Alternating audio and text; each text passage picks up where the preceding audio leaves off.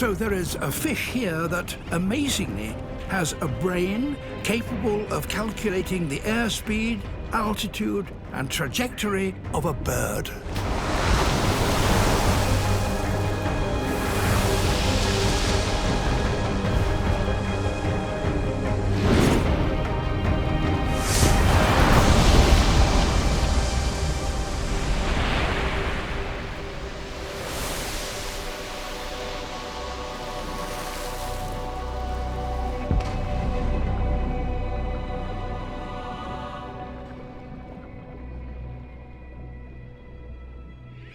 The time comes when every fledgling has to take to the air and collect food for itself.